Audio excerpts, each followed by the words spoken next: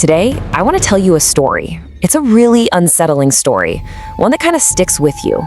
It's a journey into the darkest corners of loneliness, trauma, and that terrifying blurry line between what's real and what's not. And it all kicks off with a simple warning. After midnight, if someone knocks, don't open the door. These are the words that set the whole nightmare in motion. Keep them in your head, because trust me, they're going to matter a lot. So, our story is all about a young guy named Arun. And to really get what happens to him up in the mountains of Manali, you first have to understand the crushing emptiness that was his life long before he ever went there. I mean, Arun's life was just one tragedy after another. He lost his parents when he was just a kid, then the uncle who took him in, he passed away when Arun was a teenager. And then at 19, his aunt just left. He was completely on his own. He managed to get through school, build a life for himself in Pune, but it was a life lived in total, absolute isolation. He was, in every single sense of the word, alone. And that's not just a feeling, right? That was his reality. And when you're that isolated, when the silence is all you have, well, the world inside your head and the world outside can start to get a little mixed up. But you know, even for someone so fragile, so starved for a connection, you still try. You still hope. For Arun, that one moment of courage, that one attempt to reach out, it led to a humiliation so public and so soul-crushing that it would basically break him. It was the office New Year's party. Arun, summoning up every ounce of courage he had, proposed to a colleague he really liked. The problem was, he had no clue she was already with someone else, a senior manager no less. This manager walks right up to him and in front of the entire office, just viciously slaps him. Twice. Arun was just left there, standing in the middle of the party, crying, while everyone just watched. After that night, something inside Arun just shattered. He couldn't look anyone in the eye, he barely said a word. At work, people started treating him like he wasn't even there, like he was invisible. The trauma just hollowed him out, turning him into a ghost drifting through his own life. And then, right when he was at his absolute lowest, she appeared, a woman named Rekha. She felt like an answer to a prayer, you know, a light in all that darkness. But the way she came into his life, it was weird. It was almost too good to be true. She literally came out of nowhere.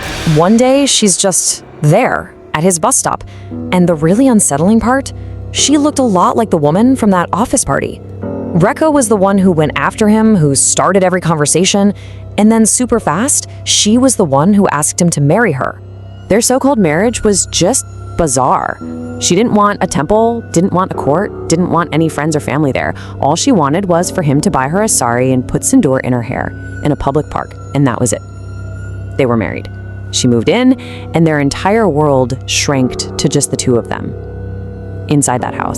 This was what she always told him. She claimed she had this intense phobia of the outside world, so bad she could never ever leave the house.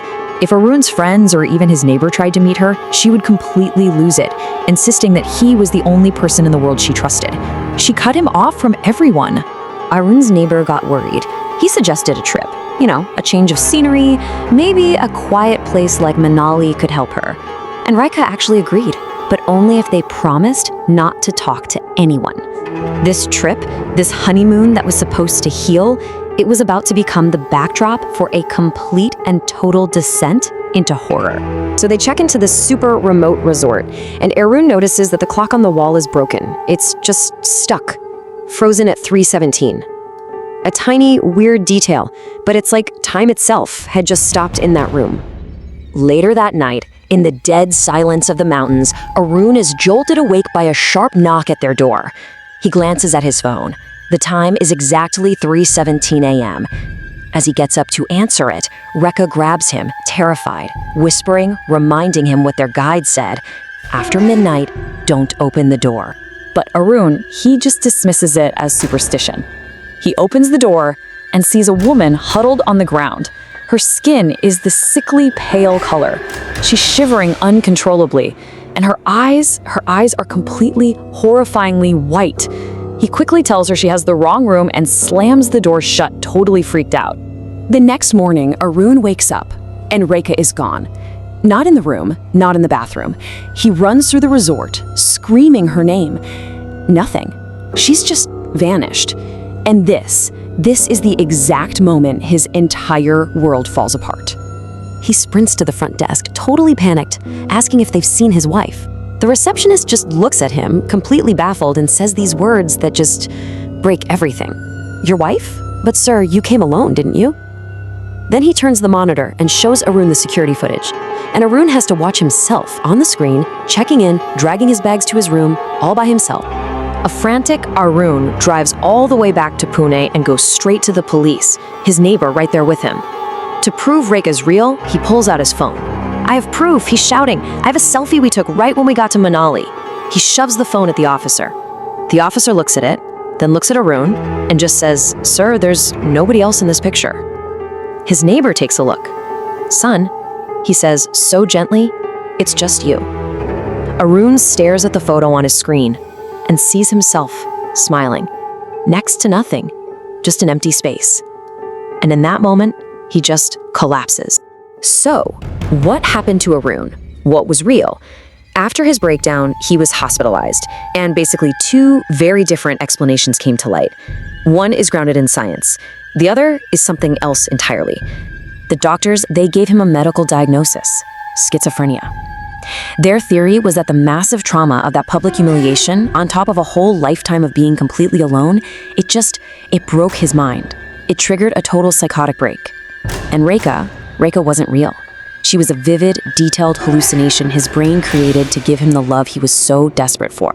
But his old neighbor, he had a different idea, something from folklore. He believed Arun was the victim of a Pichachini, a kind of malevolent spirit that's drawn to people with deep emotional pain. An entity that saw his despair, took the form of his perfect woman, fed on his hope and desperation, and then, when it was finished with him, just disappeared. So that's what we're left with. Two equally terrifying possibilities. Was Rekha a phantom created by a broken mind? A tragic symptom of a man's complete psychological collapse? Or was she something more sinister? A predator from another world that heard a lonely man's prayers and decided to answer them? In the end, I guess the truth just depends on what you think is scarier. The demons that live inside our heads, or the ones that are waiting for us to open the door.